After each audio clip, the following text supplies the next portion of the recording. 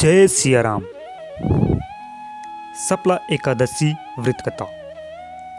पौष माह के कृष्ण पक्ष की एकादशी का व्रत हजारों वर्ष तक तपस्या करने से मिलने वाले पुण्य को देने वाली है, जिसे सप्ला एकादशी कहते हैं। आज सप्ला एकादशी के दिन व्रत रखते हुए भगवान विष्णु की पूजा की जाती है। सप्ला एकादशी के दिन जो लोग व्रत रखते हैं उनको पूजा के समय सप्ला एकादशी व्रत कथा का श्रवण जरूर करना चाहिए। धार्मिक मान्यताओं के अनुसार हम जो भी व्रत रखते हैं उस व्रत कथा का श्रवण करना व्रत को पूर्ण करने वाला होता है, उससे पुण्य प्राप्त होता है। आइए जानते हैं सप्ला एकादशी व्रत कथा के बारे में। सप्ला एकादशी व्रत कथा। एक बार भगवान श्री कृष्ण से युधिष्ठिर ने सप्ला एकादशी के व्रत की महिमा और महत्व के बारे में जानना चाहा। तब श्री भगवान कृष्ण ने सप्ला एकादशी व्रत की कथा सुनाई, जो इस प्रकार से हैं। पद्म पुराण के अनुसार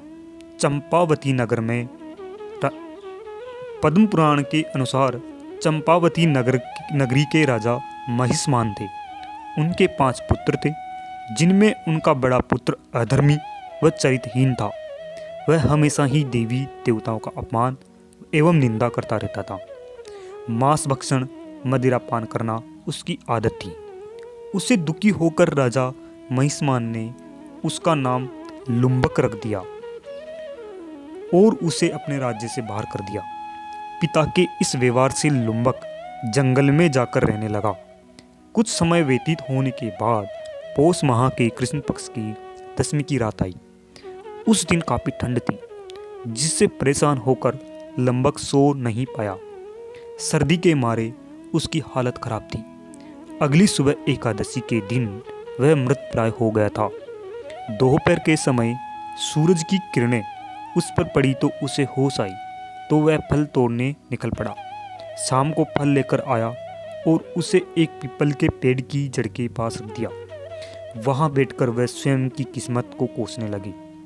बाद में उसने उन फलों को भगवान विष्णु को समर्पित करते हुए कहा, हे लक्ष्मीपति भगवान श्री हरि विष्णु, आप प्रसन्न हो। उस दिन सप्ला एकादशी थी। लुम्बक ने जैसे तैसे पूरा दिन व्यतीत किया और रात की सर्दी में के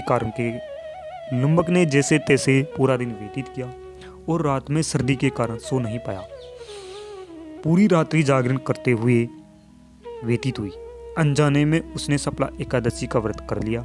सप्ला एकादशी व्रत के प्रभाव से वह धर्म के मार्ग पर चलने लगा। उसमें सत्कर्म वाली प्रवृत्ति आ गई।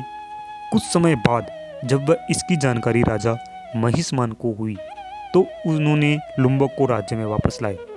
राजा महिष्मान ने पुत्र लुम्बक को चंपावती नगर का राजा बना दिया और राजकाज सौंप दिया। राजा महिष्मान स्वयं तप करने जंगल में चले गए। कुछ समय बाद लुम्बक को एक पुत्र उत्पन्न हुआ, जिनका नाम मनोज्ञ रखा गया। जब वह बड़ा हुआ तो कुंभक ने अपने पुत्र को सत्ता सौंप दी और स्वयं भगवान विष्णु की भक्ति में लीन होकर मोक्ष प्राप्त किया। इस प्रकार से सप्ला एकादशी व्यक्ति के कार्य सफल करती है और मोक्ष देती है।